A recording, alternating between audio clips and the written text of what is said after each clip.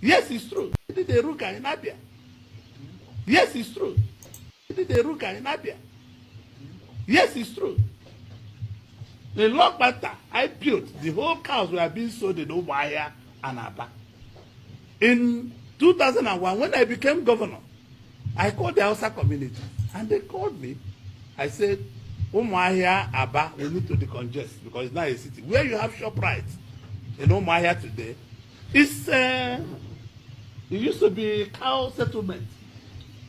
If anybody knows that, he did a ruka in Abia. Yes, it's true. The long matter I built, the whole cows were being sold in Umuahia and Aba. In 2001, when I became governor, I called the Hausa community and they called me. I said, Umuahia, Aba, we need to decongest because it's not a city. Where you have ShopRite in Umuahia today, it used to be cow settlement. If anybody knows that. The same thing with Aba. But I had an honest meeting with them. I did a ruka in Abia. Yes, it's true. The long matter I built, the whole cows were being sold in Umuahia and Aba. In 2001, when I became governor, I called the Hausa community and they called me. I said, Umuahia, Aba, we need to decongest because it's not a city. Where you have ShopRite in Umuahia today, it used to be cow settlement.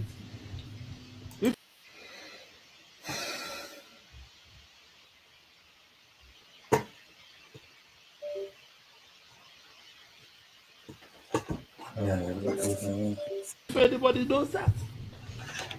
The same thing with Aba. But I had an honest meeting with them. I said, I'm going to be providing you land. I'm going to be providing you water, electricity, everything. But this is where we are going to do. I collected 5 coastal buses. I said, bring your leaders. Well, of course, I'll we join do with some of your executives. in Ondo next month there will be an election, but next year there will be another election, one of which is the Anambra governorship election, where the Independent National Electoral Commission today has announced the specific date. We do now know that it will happen in 2025, precisely in November, and on the 8th, which is a Saturday, for that month. Tarobi congratulated Yakubu Gowon. I am privileged to join other Nigerians of goodwill to celebrate a highly respected leader and former head of state, General Yakubu Gowon, on his 90th birthday anniversary. In a time of hate, you stood for love. At a time of strife, you stood for peace. At a time of division, you stood for unity. Your life of service to our great nation, Nigeria, stands as one of sacrifice, leadership, and unity. Your steadfast commitment to preserving the peace and sovereignty of Nigeria during a challenging period in our history will forever be remembered and revered. Your exemplary leadership and statesmanship remain an inspiration to younger and many generations of Nigerians. As we celebrate this milestone, I pray that God continues to grant you good health, wisdom, and the grace of true fruitfulness.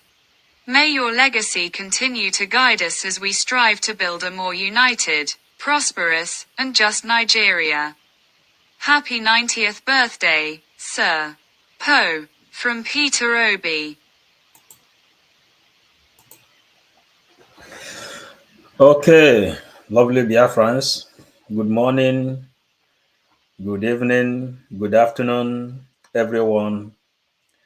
This is news from 555 Vision. We are coming here to open the eyes of the political harlots. Orji is coming for president, as Peter Obi is also coming for president, and this is the reason every one of us must do everything possible to make sure we support Biafra freedom from the bridge, from the Prime Minister of the United States of Biafra, before it will be too late. If Peter Obi can congratulate a murderer, then imagine what would have happened if Peter Obi would become the president of Nigeria. Early morning, we told you people that the worst thing that can happen to Igbo people and the Biafrans is Peter Obi winning the election. And today, what Peter Obi did to go on has proven us right. And the lovely Biafrans, as you are joining us, this is 555 Vision Program. We love you all. Listen to agenda of Orji Uzor. Listen to agenda of Orji Uzor. The way the lives of Igbo politicians, the lies of Igbo politicians, and our eyes is right on the ball. Continue. Consultative meeting with political parties in Abuja. Take a listen to him. As you are aware, the last governorship election in Anambra State was held on the 6th of November 2021.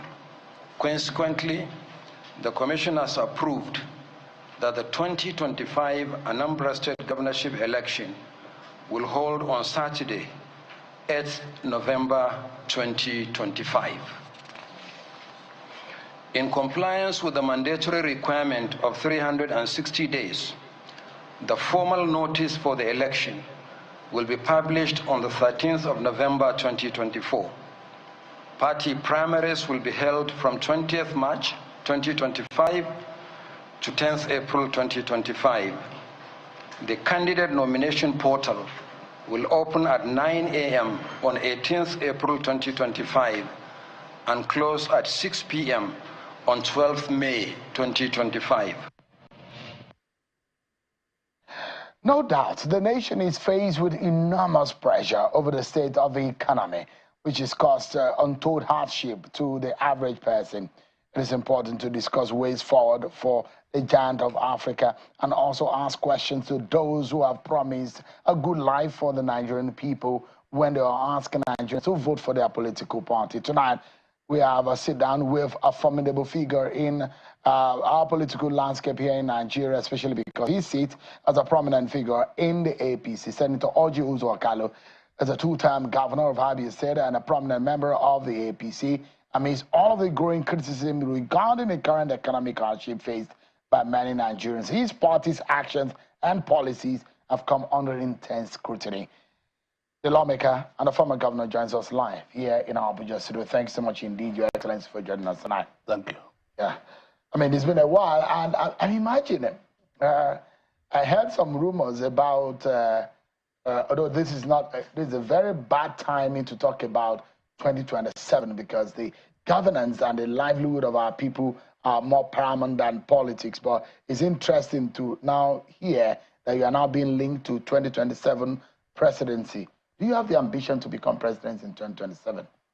Well, Shaw, thank you very much for having me here. You've been so nice in asking me a question that shouldn't have been come up because I don't know where you got your rumor from. But I've seen posters online. But let me tell you, first and foremost, I'm qualified to be a president and I'm competent. But in a constitutional democracy, a party that have a president that is running for the first time do not need, whether in America or anywhere. So we have already a candidate in our political party, unless it's not running. If he doesn't want to run, would you run? Oh, sure. If the party give me the opportunity to fly their flag, it's a privilege. It's not something that will I like. It's an opportunity given by the party. It's party that gives it. And Nigerian people support. It's not about me. My interest in 2027 is to come back, be a lawmaker, sit in the Senate.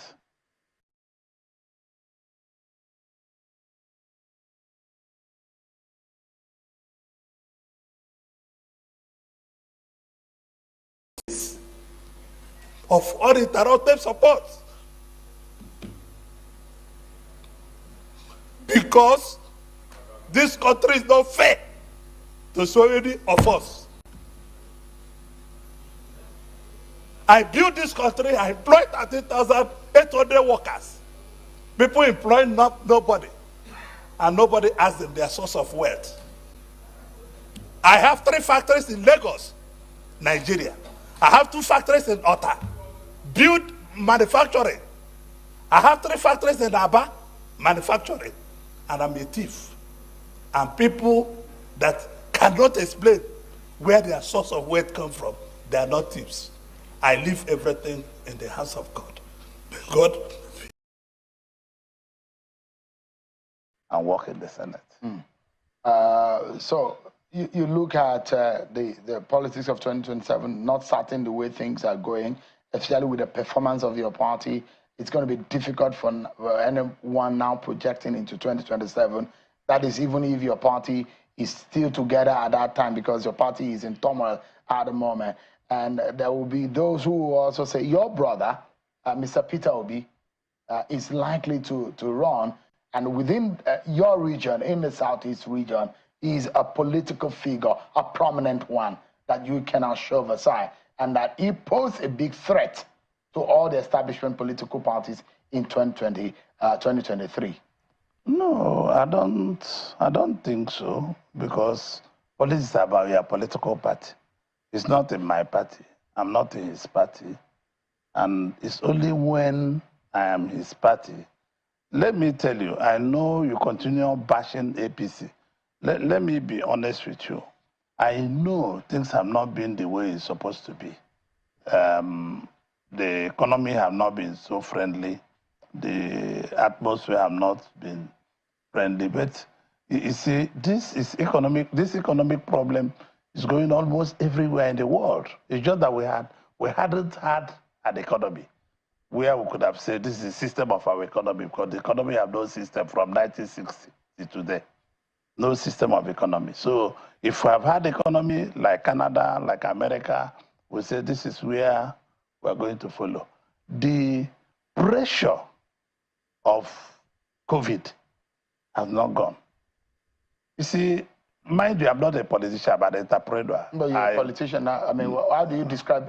no, a man that, shall you know, only in media alone, and I'm the highest employer of labor of media in Nigeria, with over 2,000 employees of media staff. I have over 13,000. You ran for governor. You ran for it doesn't make any difference. Yeah, you have your business side on one hand, but you are a politician. No, I'm not a politician. I'm an entrepreneur. I think on how to pay. How do you want to downplay the fact that you're a sitting senator representing Abia North? A sitting senator with entrepreneurship face. You don't count me as a politician. I don't behave like a politician. I keep to time. All the times you have interviewed me here, I used to come here 20 minutes before you. Sometimes I'm here before you. So how do you count me? Interesting. So, you meet me here in the studio in this bar. This is literally my home. So you can see, let me tell you, the pressure of COVID is all, mind you, I have businesses in most African countries, Sierra Leone, Gambia, DRC, Conakry, all these places, and South Africa, and all the rest of them. So the pressure of COVID, at least, is going to take worldwide. I'm not telling you because of this, because I saw the pressure of COVID in Canada and the US. In this recess we've just come. Because the pressure is there, because they developed economy. People are not sitting down to see it. So Biafrans, please, we really want to let this message to be rolling because the time is coming. Remember, everybody has its own job to do. Our eyes is on the rising sun. This is the reason, because election is coming again.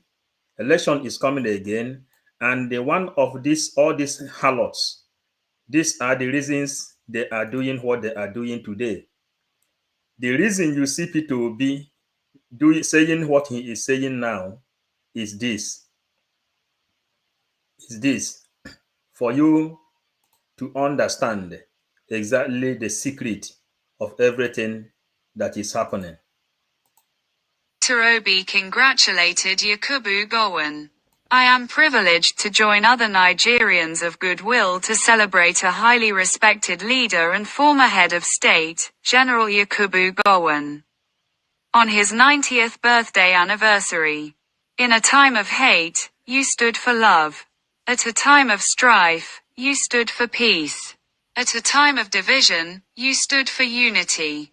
Your life of service to our great nation, Nigeria, stands as one of sacrifice, leadership, and unity.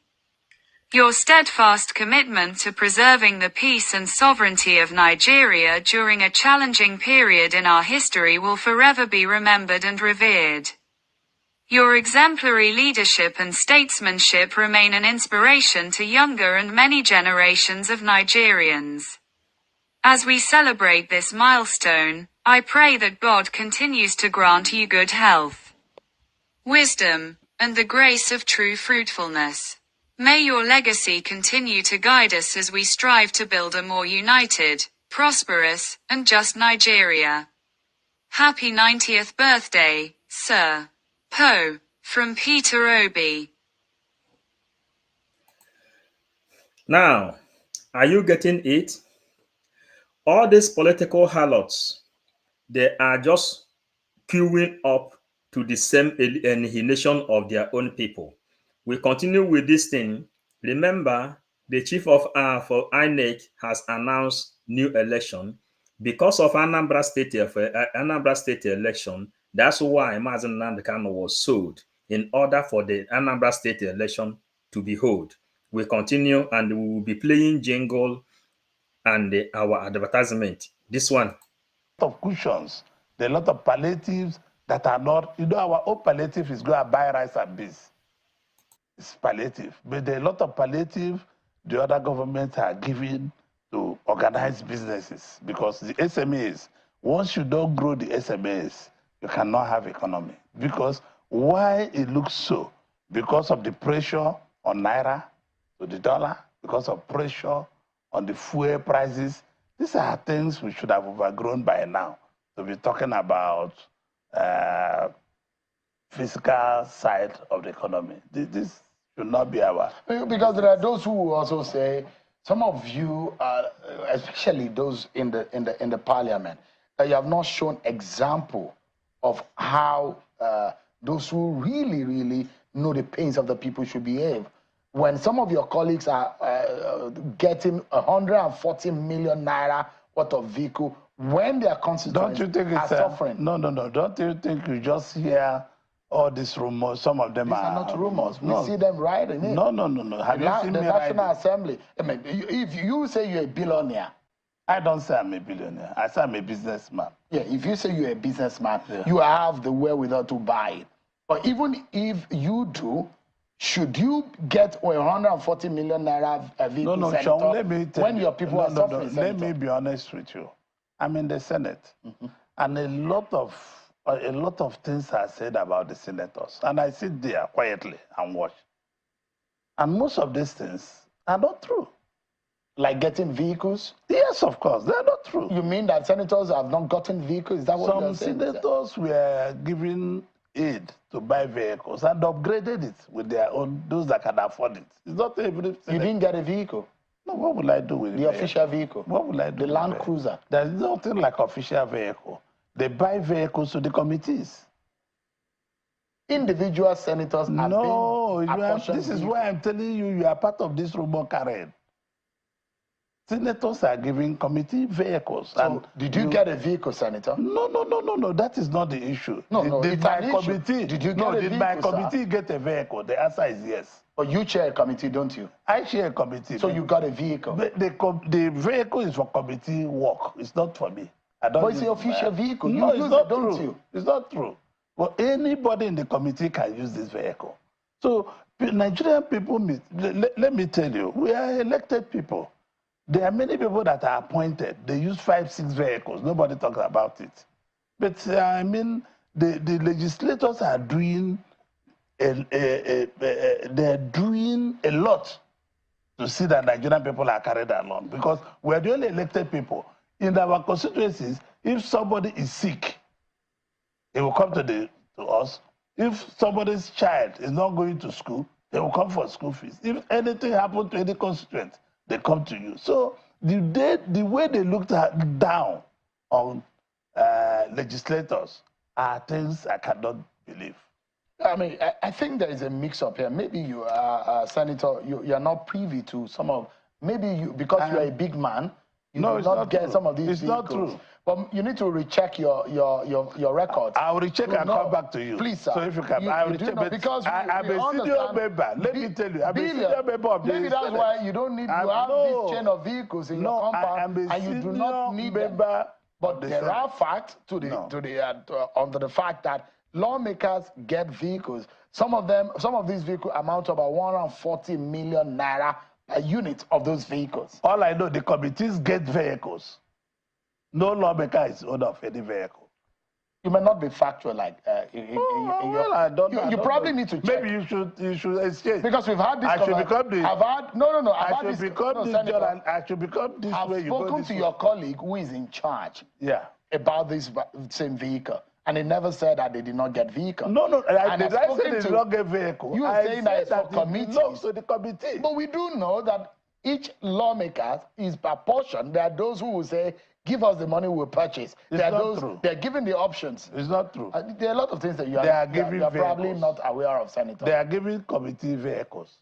Maybe you can leave that part of your agreement, because I have to go for more knowledge. But I am telling you, and you are telling me you have my colleague who is in charge of it. No, none of my colleagues should not tell you, or should tell you that this vehicle do not belong to committee. So the question here, and where I'm driving at, is the vehicle is just one part of it. It's how the political class live large at the expense of the average person. When the average person in the society cannot feed, fuel prices have gone up, and they're looking to you, those of you who promised them good life, who went to them in the constituency, who said APC is the best thing that's happened to Nigeria and you should vote for APC. And now you go to the National Assembly and they hear this amount of money that you take home as wages and salaries and emolument, and they wonder, why are these people behaving this way? You're not reflecting the average person that you are representing. No, sure, it depends. I'm doing my duty as a legislator in my constituency. I can never fail in my duty. And I'm sure that most senators are doing their duties in their constituencies. I can never fail in Abia non-senatorial district. The question is, at what expense? That you are getting so much. Getting what? From where? You don't think that the livelihood and what it costs Nigeria from where? To fund the lives of those who are in government is too... Sure. If you have told me, I will bring you the statement of my account from the Senate. How much do you earn as a salary, Senator? I earn 14 million for everything. In a... Yes, it's true. The log matter I built, the whole cows were being sold in Umuahia and Aba. In 2001, when I became governor, I called the Hausa community, and they called me.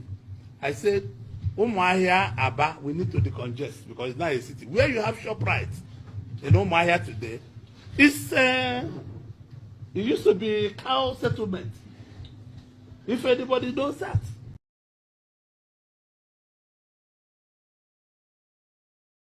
And the lovely Biafrans, you people remember, Orji Uzor is the #1 person that introduced Ruga legally inside Southeast.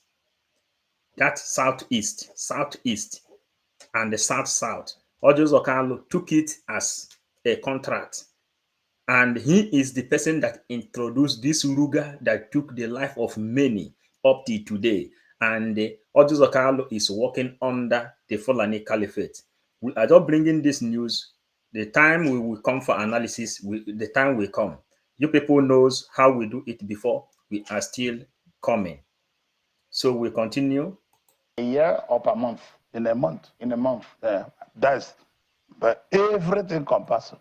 In your salary? My salary, the overhead, the worker salary, everybody. So you don't think that that is enormous? No, it's not. Head. You're not the only one. No. Let me be honest with you.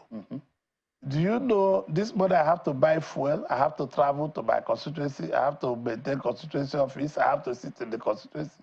It's not enough. If you have told me, as a two-term governor, yes, Senator, yes, you don't think cost of governance is a major problem? No. Listen to me. When I was governor, I called for 1 year, 6 term. 1 year, 6 years, 1 term. Remember?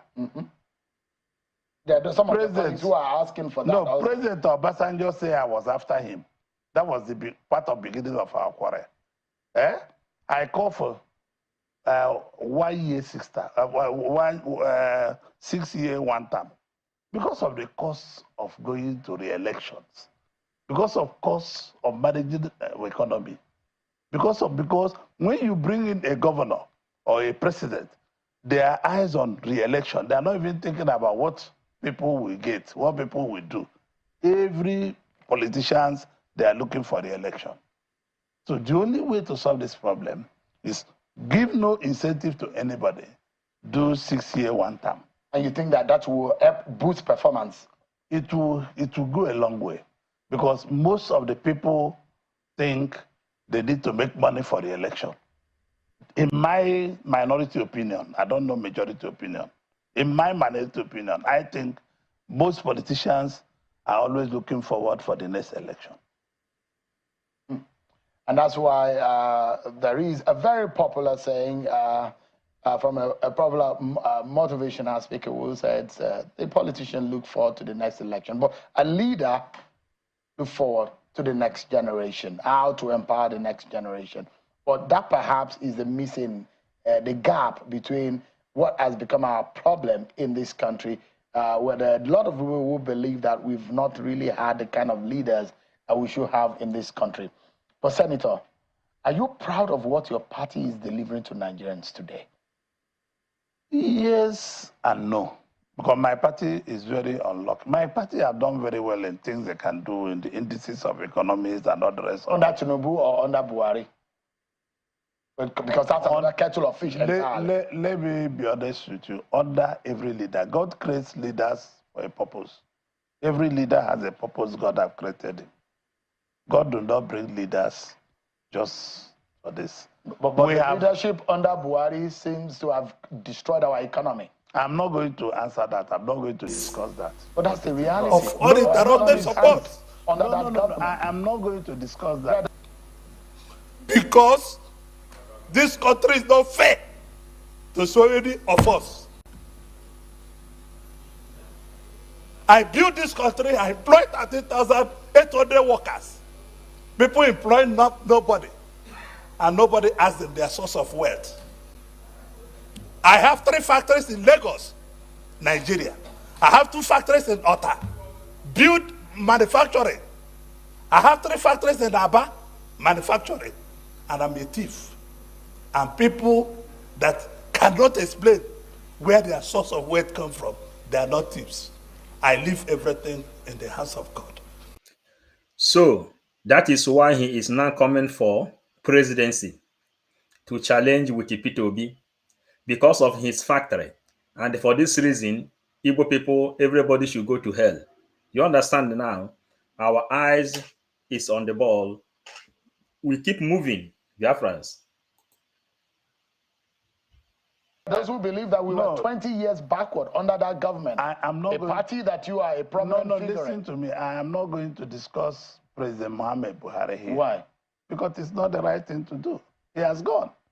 Let us look at the future. Well, how do we learn when we don't know what the issue is? We can't discuss it here. That is, it's not here we learn. But the question is that if you were here when it happened, if the economy under Buhari was a disaster, should we toe that line? And this government has said that they will continue from where Buhari stopped. No. That is where the difficulty comes. The government are not continuing from where Buhari stopped. They are trying to reform the economy. They are trying to bring back the economy where it's supposed to be. But it's bringing hardship to our people. The president himself knows that Nigerians are suffering. The president knows that Nigerians are hungry. The president knows. It's not a He's a street person. He knows the street very well. The president some nights use his car to go around and know what is happening in Abuja here. People really? Yes, of course. Are you aware of it, that he moves around the city? Sure. The president goes around the city, visits and go around. I hope it wasn't done when the kidnap and issues were happening in Abuja. Well, whether they kidnap or not, the president goes around with 1 or 2 cars and see what is happening. It's not a president that's locked up in a room. It's not a president that doesn't know what is. He knows. But this president is bad. He's very courageous. Biafrans, this is where you will see that these Igbo politicians are evil. They have no conscience.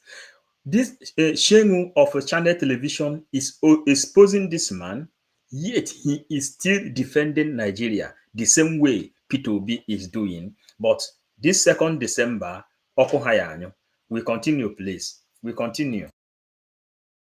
On his own. Because most of the things he's doing, I might not be able to take them all. Have you reconciled with him? Because I know that your friendship had some issues some times ago when you had your differences. There are those who feel that you betrayed him in the election of the National Assembly. And you stood on the other side. I mean, being in the same class of 1999. No. I've never quarreled with the president. The president asked me not to run for Senate president. I didn't run. So, I mean, I have obeyed. But you supported Yari as against the No. I voted for Yari, but we have gone past that. Do you regret voting for Yari? No. I voted for Yari, and that was my vote. Is that the reason why some of you want Godswill Akpabio out? Nobody wants Godswill Akpabio out. Really? But I mean, there is speculation that he wants to be impeached. And that on the floor today, there were moves to say, a vote of confidence on him. The Senate is a one Senate show. Any day the Senate finds a reason to remove Godswill Akpabio, they will come as one Senate and do it. But there's no reason for today in the floor of the Senate. If they have a reason, they will remove him. So have you resolved today? Yeah, have you resolved? There is nobody who planned to impeach him. There's nobody, nothing like that. I don't know where you are getting your information. I'm a political journalist, Senator, no. and the fact remains. Sure some of these things I'm asking you happened on the floor today. Including, I'm very sure you are one of those who voted, gave Godswill Akpabio a vote of confidence, didn't you? No, the Senate standing in the Senate, or the Senate gave him vote of confidence. Not Yaradua, not Orji, not Ningi, not Adiola, not Abiru. Everybody in the Senate. Well, we needed one Senate to go through this difficult period. Nigeria is going through difficult moments, and we need to support both the executive and the legislature. We cannot start fighting. I will come to that in a bit because there are those who believe that you and your colleagues are simply rubber stamp. Whatever the executive brings, you are not really playing your role to check. There should be checks and balances. Say the truth. Am I a rubber stamp? Do you know me? You are Orji Uzor. You are not the Senate. No. But you know me. There are those who say. Do I speak my mind? You speak your mind, but you are not. So that is it. The Senate is the Senate. You belong to that Senate. Yes, I belong to the Senate. And if some Nigerians have said, you guys are rubber stamp, you're not doing your due diligence. Biafrans, you hear where Shengu is telling him that he is a rubber stamp politician, yet he is denying. Why is Shengu standing up today and challenging them? Because of what we are doing. And you see today, what we are doing is the thing that provoke everybody now is challenging P2B. If not what we are doing, nobody will stand and face P2B today. For you people to know how mighty this government of Biafra are. Today, our message have penetrated inside channel television. He is there calling him rubber stamp, a puppet representative. And Orji Uzor is there still denying things everybody have seen. This is the reason Mazen Nnamdi Kanu say everybody should come out and open his mind. in order for everyone to understand what is going on. When you understand this kind of tricks they are playing here, then you can be able to defend the mandate that will be given to government very soon. In keeping these executives on their toes, you simply stamp and pass whatever they bring to you without proper scrutiny. No, the Senate is not a rubber stamp. Sean, I would like you to apologize. Not saying that in my I'm presence. asking you a question, Senator. No. This is a television interview. This is not. I'm not passing a judgment, and I'm asking you. No. How do you react to those who say that your Senate, in which you are a member of, is a rubber stamp? The Senate.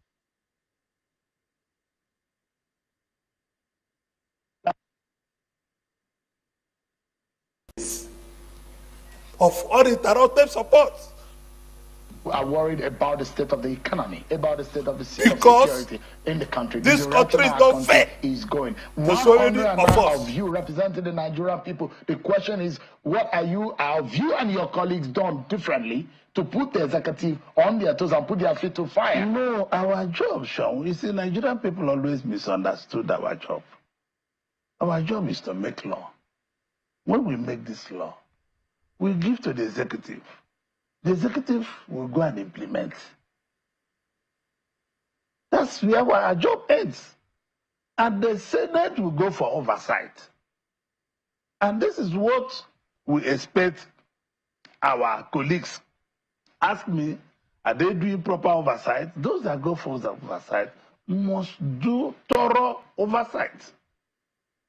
Senator, the question I'm asking, sir, on behalf of the Nigerian people, is that if those thorough oversight has happened, you have admitted tonight that the economy is in trouble. Oh, sure. I'm a businessman. I know that the economy is in trouble. Absolutely. And that today, dollar, only this week, had moved a few figures higher, not lower. And the value of the naira in that regard has dropped. And you imagine that all of this is happening under the last 1 year or so, under the watch of your party, the APC, Senator. If you say, just a moment, Senator, if you say your Senate is not a rubber stamp, how come, and if you are playing your role as your oversight role, how come our economy has come this bad and almost all the indices of our economy has gone in the negative? The question is, how much of a pressure are you putting on the executive that our economy is in these shambles? Let me be honest with you.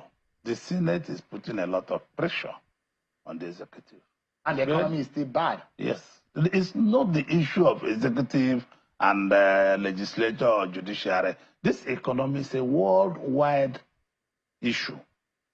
There's a lot of hunger in South Africa, like we have today. I disagree, Senator, just a little bit. No. You know why I disagree, I'm sir? coming. I disagree a bit. I've been allowing you to talk. No, Senator, no, you must allow me to talk. Senator, you must allow me to talk. You must allow me to talk. Those facts that are given, Senator, this fact that you must allow me to talk. We need to set the record straight, sir. No, do you want me? Do you invite me to just go ahead? But we need to set the record straight, Senator. No, the record is that there's a worldwide deflection of economy all over the world. I just told you I have businesses everywhere. It is bad in Nigeria because we have no economic processes. The long matter I built, the whole cows were being sold in Umuahia and Aba. In 2000, they did a ruka in Abia. Yes, it's true. The long matter I built, the whole cows were being sold in Umuahia and Aba. In 2001, when I became governor, I called the Hausa community, and they called me. I said, Umuahia, Aba, we need to decongest because it's not a city. Where you have ShopRite in Umuahia today, it used to be cow settlement. If anybody knows that. The same thing with Aba. But I had an honest meeting with them. I said, I'm going to be providing you land, I'm going to be providing you water, electricity, everything. But this is where we are going to do. I collected 5 coastal buses. I said, bring your leaders. I'll join with some of your executives. We will go and see this land. If it's agreeable by all of us, I call the communities. We had meetings. And the communities say yes. Allow them to come. Dog Panther. And that is the biggest cow market in eastern both south and southeast of Nigeria. It's the biggest cow market today. So it's attitude of people, biggest cow market in eastern, both south and southeast of Nigeria. It's the biggest cow market today. So it's attitude of people to issue. Federal government should always do a further consultation when they want to do something. Because if you just go back and put a deliberate policy and say, I want to do Ruga, people in my village in Igbo, they don't understand what Ruga is.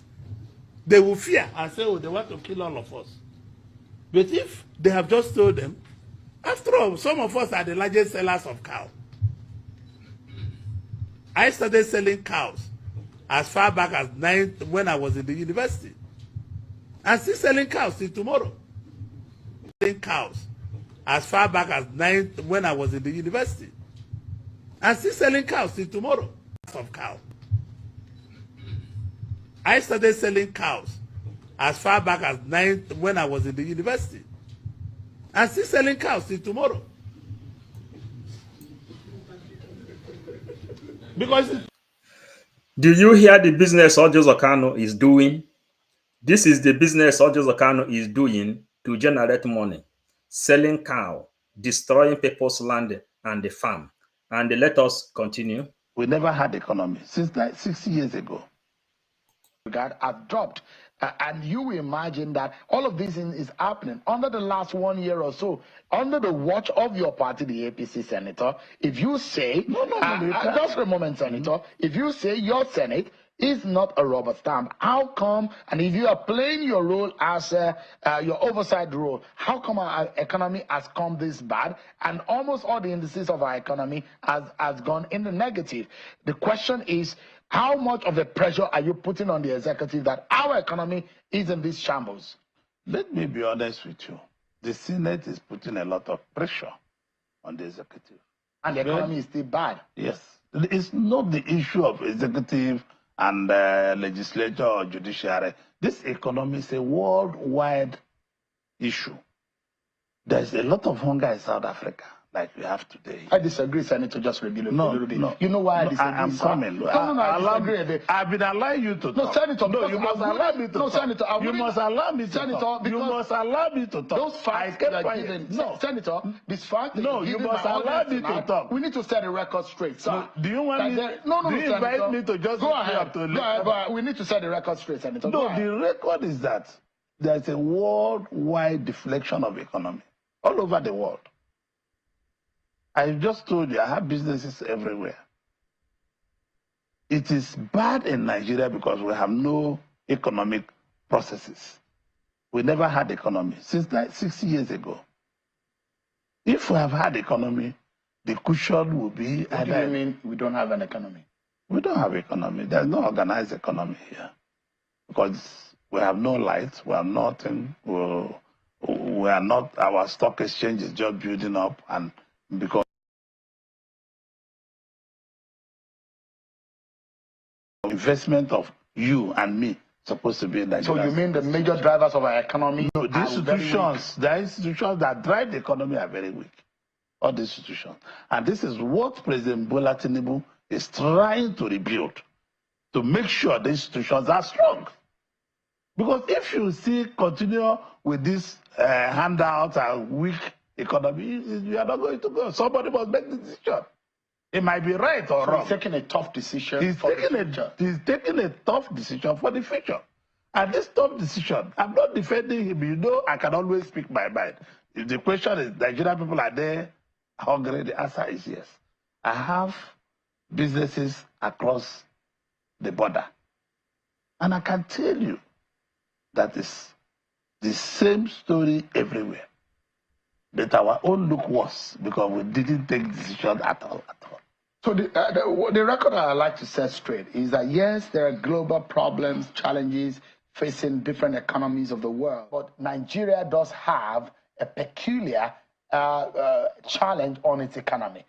So painting a global, giving an excuse of a global economic problem to our peculiar problem may not be exactly the picture That was what I wanted to set the record. No, I'm not saying different thing with you from what you are saying. But what I'm saying that what you are trying to say in a different language that people in government ought to maintain austerity measure. I believe you, they should.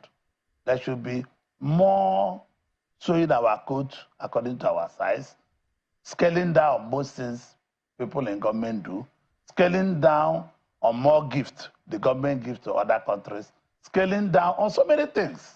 Like having 49 ministers. Well, you are right. If the Constitution says you should have 35, and 36. We should minimum. We should scale down the parastatals. If I'm President Tinubu, most parastatals will go back to ministries. Well, most of these parastatals are departments in the ministries. But you and your colleagues are creating more commissions, more parastatals. No, you can create all those things, and they will say no. Did you see us appointing anybody or creating one? Oh, you're talking about the South something commission. Every region now is having its own different commission. And the question is that Steve Oronsaye, reporter, said, we do not need as much. And this government said it's going to implement that. And I'm concurring with what Steve Oronsaye's report says, that we don't need this much. If you were to hear, I've also told President Tinubu one-on-one that we do not need this much. The demand is under fire. Yes, it's true. The long matter I built, the whole cows were being sold in Umuahia and Aba. In 2001, when I became governor, I called the Hausa community, and they called me. I said, Umuahia, Aba, we need to decongest because it's not a city. Where you have ShopRite in Umuahia today, it used to be cow settlement. If anybody knows that. The same thing with Aba. But I had an honest meeting with them. I said, I'm going to be providing you land. I'm going to be providing you water, electricity, everything. But this is where we are going to do. I collected 5 coastal buses. I said, bring your leaders. I'll join with some of your executives. We will go and see this land. If it's agreeable by all of us, I call the communities. We had meetings. And the communities say yes, allow them. So, Biafrans, the reason we are playing this message here, you hear the business Orji Zokalo is doing, selling of cow, and when he declare the land which Governor Oti later recovers from the Fulanis, the place where they kidnapped the prelate at Law Banta, Law Buku, Umunochi local government. That is where Orji Zokalo sold to Fulanis and how the economy crashed. Today, Orji Zokalo is coming out for presidency. You understand? And we know what is happening. That's why we are 1,000 miles away of these people. They are political idiots. So what we are doing here now, we are putting our eyes on the ball, waiting on the 2nd of December that Biafra will be declared. There is something PM says. PM say that on the 2nd of December, a mandate will be given to him to defend the land of Biafra. So we have to continue to what we are doing. If you are not supporting this movement, try to write us comment also. Then you like what we are doing. Like what we are doing because it is bearing mighty fruit. They removed our eyes out of political affairs. They channel our energies into buying and selling. They call us business people. Why? They call themselves lawmakers. And because of this, our people doesn't put their eyes into government affairs and into things that is happening into this world. But this time around, Mazen Nnamdi Kanu have changed the narrative on how Biafran people think. Now we are now thinking towards the authorities of this world, asking those questions we have never been able to ask long time ago. And if you come now to understand things that is happening, you will see a lot of people are now debating onto Christianity. How come they manipulated this book called Bible and they bring it to us? Everything inside that place is questionable. Today, every other person is standing up asking politicians, why should America be like this? Why should Dubai be like this? And why should Nigeria be the way it is? Today, it is because we are creating awareness of knowledge. That is why we are standing here, knowing our right, and standing onto this right, we are delivering this message and this gospel so that our people will factually understand what is really happening. So, Biafrans, this is how Ojo Zokalo, when Ojo Zokalo sold this land of Umunnochi, that's when we pay attention to him. Later, we called Mazen Nnamdi Kanu and let Mazen Nnamdi Kanu know that is the place they based, the kidnappers based. That is the development Ojo Zokalo brought to Igbo land. Ojo Zokalo is the #1 person that introduced Ruga. You hear him in this place now. And today, him and the P2B is now challenging who will be this estimated Igbo president. So we are 555 Vision. We see them before they come, and we have started shouting. But the good thing here is that PM will cut them off. To cut them off, that is our aim, and we are cutting them off. You see, this time around, we told you that the sea has a new challenge. Our time have changed somehow, that early morning we will do our job. The way we took it, we will take oath that we will serve Biafra. This is how the time come for us this time around. And that is how it stands. We go on until we can call it a day. And that is the biggest cow market in eastern, both south and southeast of Nigeria. It's the biggest cow market today. So, it's attitude of people to issue. Federal government should always do a further consultation when they want to do something. Because if you just go back and put a deliberate policy and say, I want to do Ruga, people in my village in Igbo don't understand what Ruga is. They will fear and say, oh, they want to kill all of us. But if they have just told them, after all, some of us are the largest sellers of cows. I started selling cows as far back as when I was in the university. I'm still selling cows till tomorrow. Because it's profitable. So, most of the cows you see are also not owned by Hausa Fulani in our area. Uzor, the people, all the people area, we trade on cows. So people should have information. Information is power, and power is information.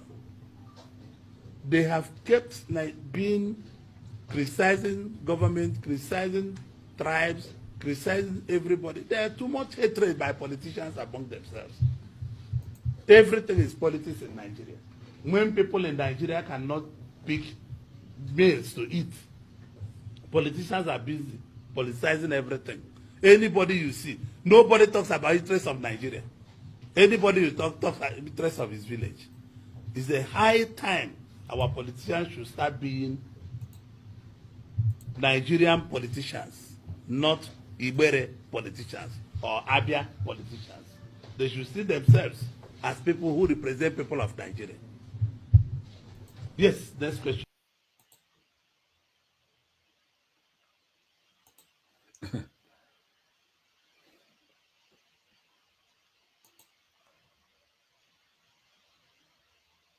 We are coming. We are coming to balance our message. Then they try me, they kill her. Then they try me, they stop her. Biafra ga bialele, Igbo ga nalele. Biafra ga bialele, Igbo ga nalele. Biafra ga bialele.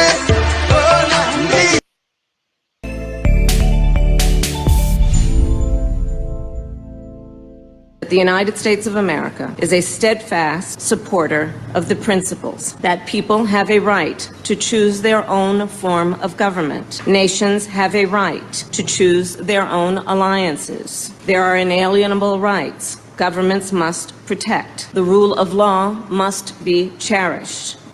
So, we continue with this small analysis until we will get here. It's working day and night to see what he can do. I'm telling you the truth. He's your close friend. Yes. Are you still very close? Yes. You resolve your differences. We never had differences. I don't know where you are getting this fake news. Before he traveled, only 2 days before he traveled, he was in my house. So, I mean, what shows friendship?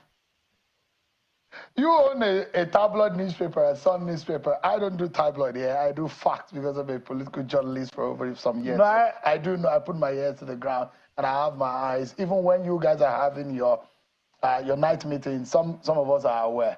But just for a moment, Senator, we'll go on a break. When we come back, our conversation continues. Don't forget that my guest tonight has huge interest in sports. And he thinks that there are a lot of these series to Nigerian sport. How do we go from here? We'll be hearing more after this break as well.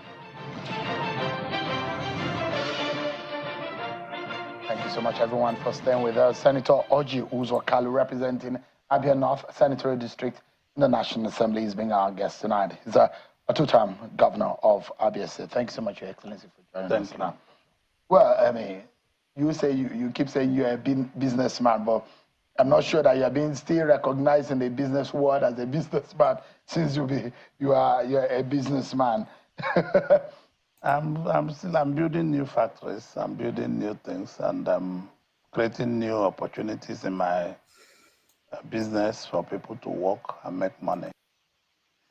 So, lovers of freedom, we are coming here now to the news, the yesterday celebration, that everyone will understand what happened yesterday and how we are liberating Biafra, free will, and the way it's supposed to be.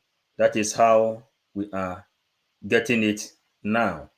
We will go for yesterday program and let Biafrans know. We'll get it here now.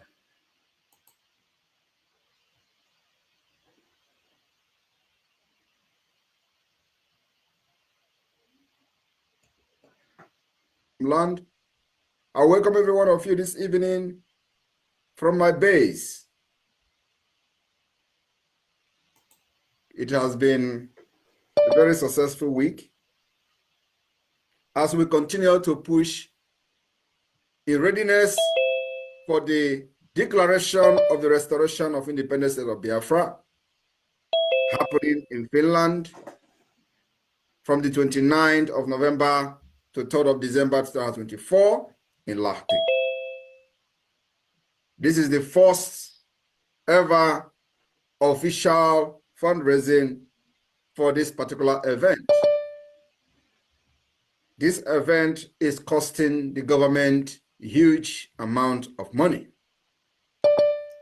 And so it becomes very imperative that this particular special fundraising is being conducted so that we will not have any reason to complain or to be stranded in the quest to see a very successful convention in Finland, just like we did last year. Last year convention, we did almost the same thing, though the fundraising was internal fundraising, was not in the public. But this time around, because of the magnitude of this event, it becomes very imperative that we throw the fundraising to the public for entire Biafrans to support whichever little way you can. My fellow Biafrans, I don't want to give speech. I just wanted to come and join the fundraising today for the declaration of the restoration of independence of Biafra. But at the same time, I want to use this opportunity to send a very brief message to the Biafra people. I want you to understand that the roadmap to Biafra independence is very, very clear. We are not hiding anything. We have done step by step to the restoration of Biafra. And this Finland Convention, where the Declaration of the Restoration of Independence of Biafra will be issued, and of course, where many legal documents as to the restoration of Biafra and the pursuit for the Biafra recognition by the United Nations and other countries in the world will be generated. I want every one of you to understand the importance of this. It is where we are going to gather, make decisions, raise a legal document on behalf of the Biafra people by the mandate of over 50 million people that have voted in the ongoing self-referendum. From this document, we will begin the international and diplomatic tussle for the recognition of Biafra as an independent state. I am telling you, this job has been done 60 to 70%. The only thing we needed to do now is to show how resilient we are.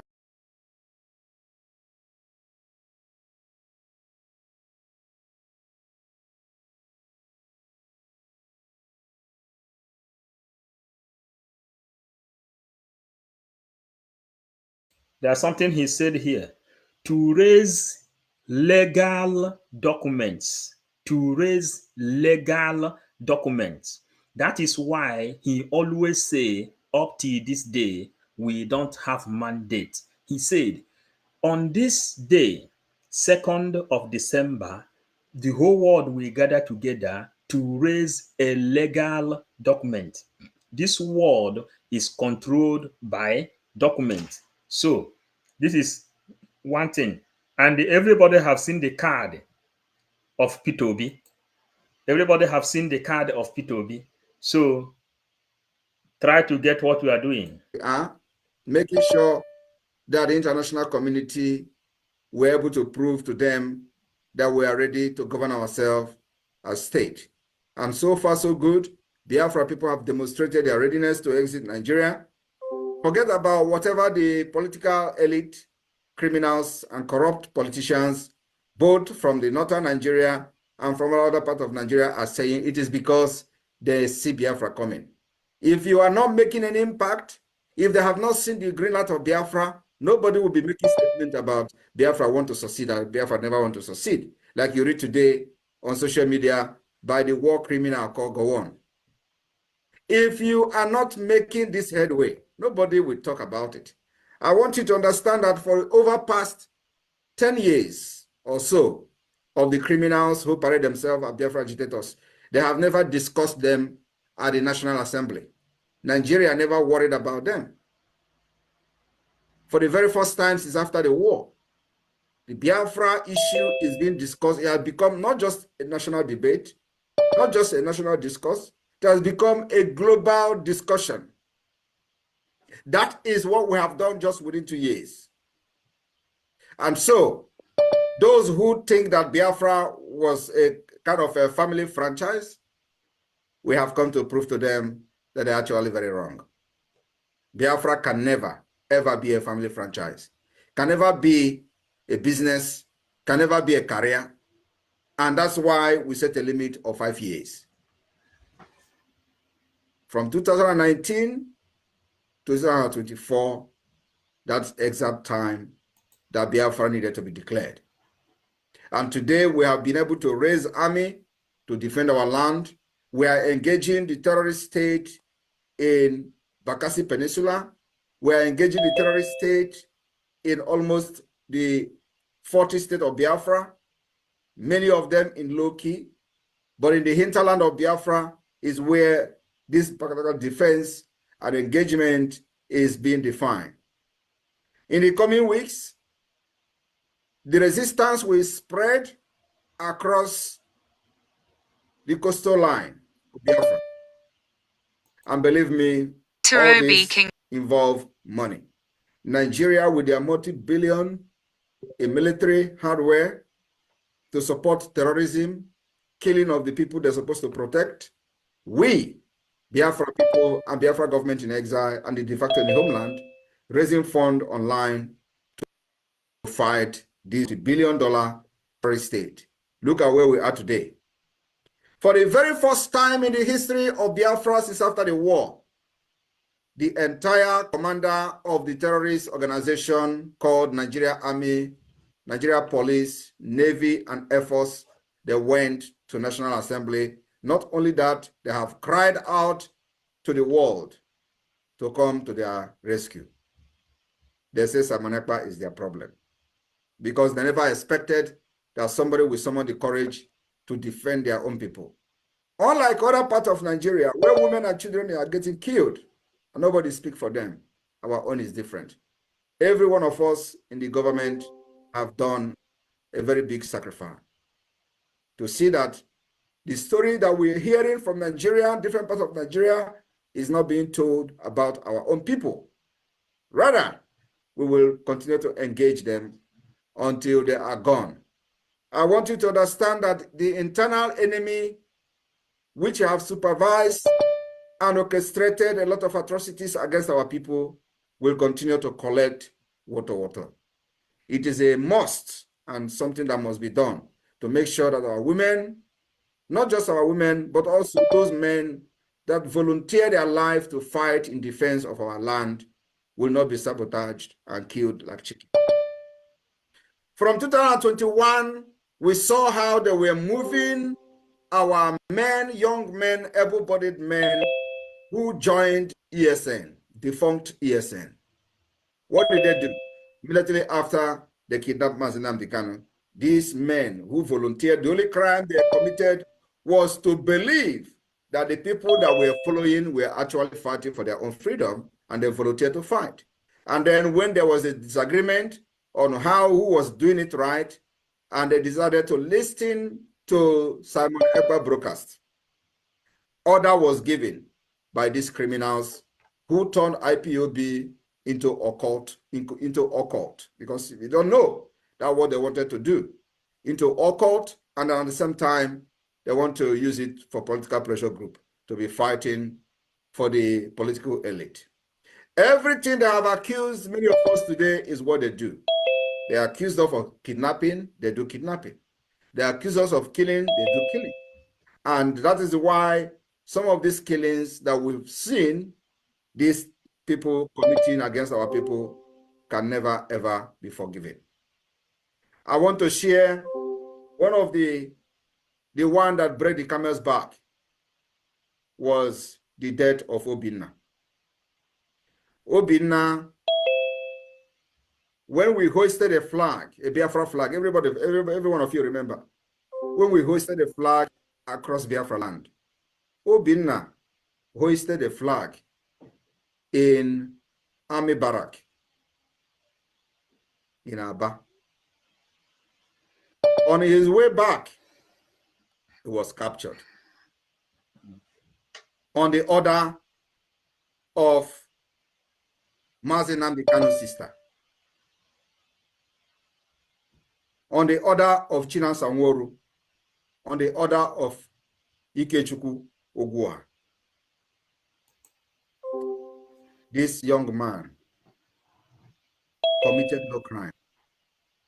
He was killed, murdered. He have kids and a wife. His crime was that he believed in what Simon Ekpa was doing. His crime was that he decided to hoist a flag of Biafra. He was not killed by the terrorists in the army. He was not killed by the terrorists in the police. He was killed by these criminals who want to use Biafra as a franchise, as a family business. He was murdered. The money in his account was transferred to one of the person's girlfriend. I want you people to understand that many atrocities have been committed against our people. So what you see them shouting on social media today is what they have done against our people. But we are here to stop them. And I promise them that all of you that participated in killing Obinna, you will all go down for it.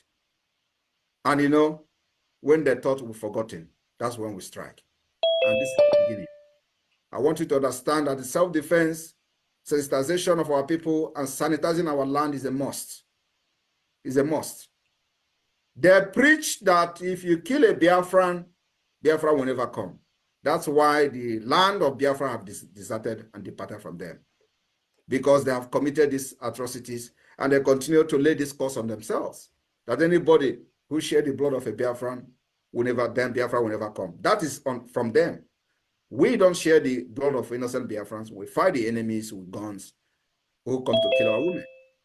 That's what the Biafra Liberation Army was raised to do. And at the same time, making sure that those inside enemies who have been used to point fingers on our people and participate in one way or the other will be dealt with decisively. When this atrocity was being committed, they said, anybody that talk about Simon Ekpa in any camp, kill him. And I want the entire media team to look for the video, for the audio of the criminal in Kuwait, Kochina Sangoro, giving that order. Do you know how many Biafran that were killed for mentioning Simon Ekpa? You don't know. What crime did they commit?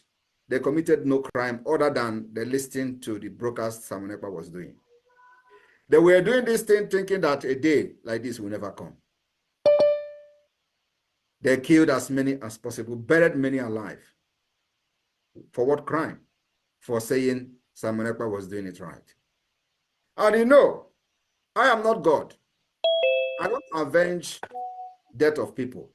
But one thing I promise to those who have committed this crime is that they will never live to tell the story. I swear to God. The second time I am swearing to God in the Biafra struggle. One was the killing that happened in Enugu yesterday by Peter Mba, or 2 days ago by Peter Mba, where innocent Biafra was killed. My attention was called to the killing of that boy. This is the second time. I am saying that those who killed those who did not commit any crime, even if they committed any crime, you are not caught. You are not caught. You don't have any right to take anybody's life. Biafra have not become an independent state yet, so we have a judicial system working. So you do not have the right to kill anybody.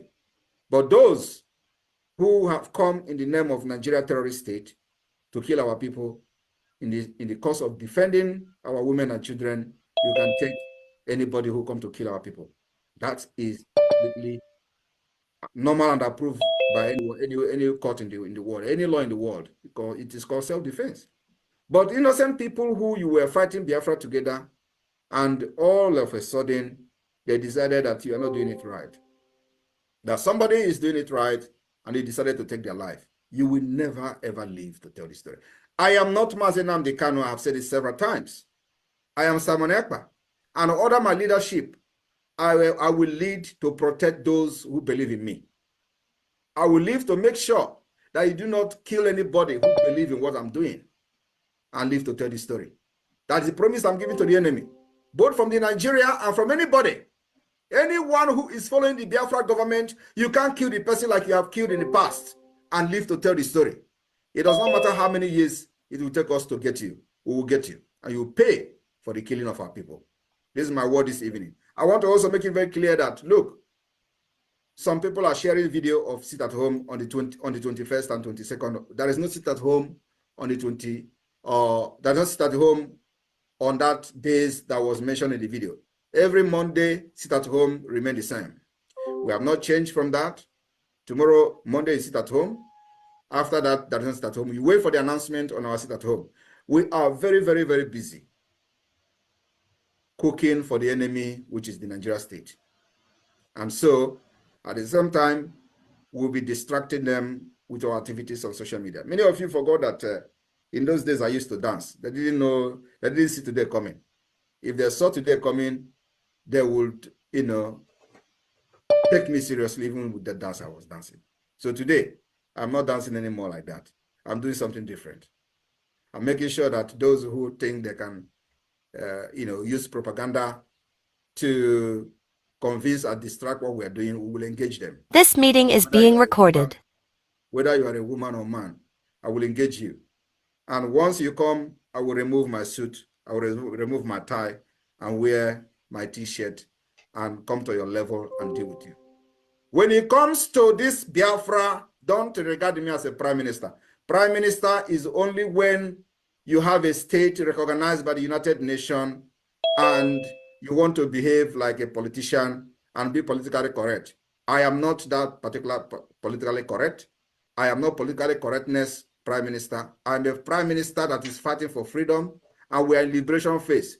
So do not look at me with my suit and want me to be, I am not a normal human being until Biafra is recognized. Then we will begin to go into international stage and behave ourselves as people that are civilized. For now, I will be just like you to make sure I defeat you and save my people. May God bless every one of you. I declare this fundraising open. There one.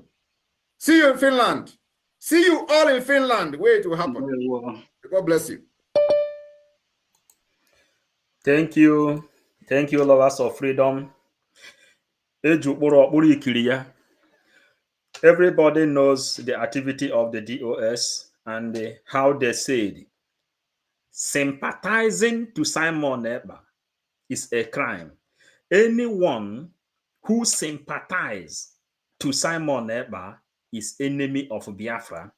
And all this thing you see us suffering, you that is living in America, you that is living in Canada, you that is living in Australia, you that left your father's land and you face yourself in Asia, in Malaysia, in the prison, in the different places, and everywhere you find Igbo people in this world. This is what happened. This is what happened. Obi congratulated Yakubu Gowon. I am privileged to join other Nigerians of goodwill to celebrate a highly respected leader and former head of state, General Yakubu Gowon, on his 90th birthday anniversary. In a time of hate, you stood for love. At a time of strife, you stood for peace. At a time of division, you stood for unity. Your life of service to our great nation, Nigeria, stands as one of sacrifice, leadership, and unity. Your steadfast commitment to preserving the peace and sovereignty of Nigeria during a challenging period in our history will forever be remembered and revered. Your exemplary leadership and statesmanship remain an inspiration to younger and many generations of Nigerians. As we celebrate this milestone, I pray that God continues to grant you good health, wisdom, and the grace of true fruitfulness. May your legacy continue to guide us as we strive to build a more united, prosperous, and just Nigeria. Happy 90th birthday, Sir Poe, from Peter Obi. Now, Biafrans. Now, Biafrans, this is the origin of our problem, at least to our own generation. Since the amalgamation of Nigeria, then the war came. Gowon is the person that put all of us into this mess. When Mazen Nnamdi Kanu created ESN and they're about to take us out, this Peter Obi, remember, when Peter Obi was the governor of Anambra State, Peter Obi is the first person that rose up, begin to kill his own brothers to keep Nigeria one. During the time of Owazurike, Peter Obi killed Masob people, Igbo people, Biafrans, people clamoring for their own freedom. Peter Obi killed them and dumped their body at Uzor River. Then Peter Obi then planned with Ifeanyi Uba and Soludo. Then they renditioned Mazen Nnamdi Kanu and they keep him inside the SA dungeon in order for Soludo to have an election and for him to have an election with a daddy. Today, PM told us that this time around, you should expect a lot of propaganda. They will come out in mass. The same Peter Obi that the Nigerian government and the Britain used to distract the followers of Mazen Nnamdi Kanu, more than 80 million people that has been following him. Then Mazen Nnamdi Kanu say, Go and follow Simon Eber and listen to him. He knows how to take you there if he go to lead in front. It was Peter Obi and their cohort joined that movement. They made a plan to keep Mazen Nnamdi Kanu there. Now they see that our prime minister now is about to declare Biafra. You see what Peter Obi is saying. So lovely Biafrans, everything we are doing is in the open. We call it, we will go out now. You know, it is difficult to do program early in the morning. Here is early in the morning, but we take it upon ourselves that we must deliver this message to Biafrans. It is left for you to share it, like the message, tell others to watch the message, get sense, because our eyes is on the rising sun. We are there. Our eyes is how Nigeria is planning and how we are destroying them. So PM said something here that inside during this time of 2nd December declaration of Biafra, there is a document he is waiting for. There is a document the government is waiting for. There is a document that is need to be issued, because this more than 50 million voters that has mandated him to protect them, there is international document that need to be given to him. That is why he say, up to date, we don't have mandate. Try to get what we are doing. Triple M, I greet you. Then, lovely Biafrans, for here now, we have to stop. Maybe in the afternoon, we will come back again for more analysis because of how the situation is. Remember, the sea has a new challenge every day.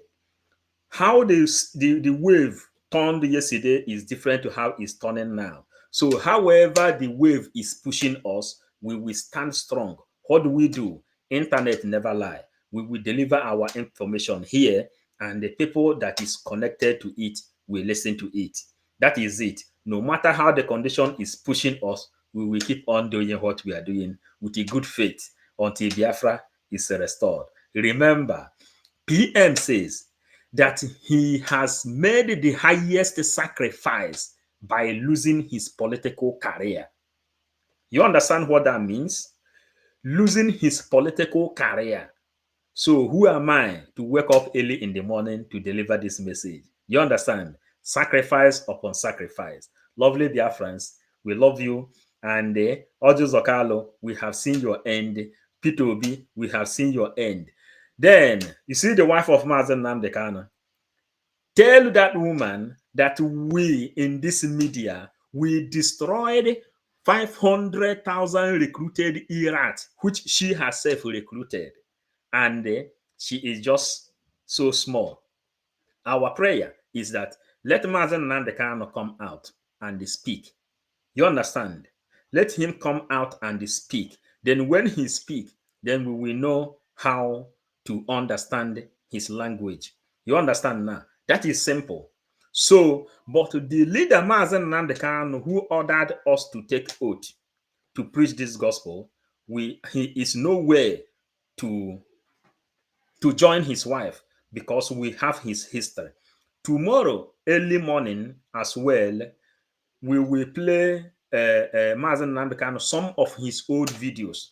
Then we will be doing some comparison, preparing ourselves to this gospel we are preaching. We are preaching mighty gospel of Biafra. This is 555 Vision, Biafran gospel, and the Bible. And if you know what is happening, you will know how to connect to the message. That is the message we have now. For now, we may come back again in the afternoon. Thank you, lovers of freedom, as we sign out.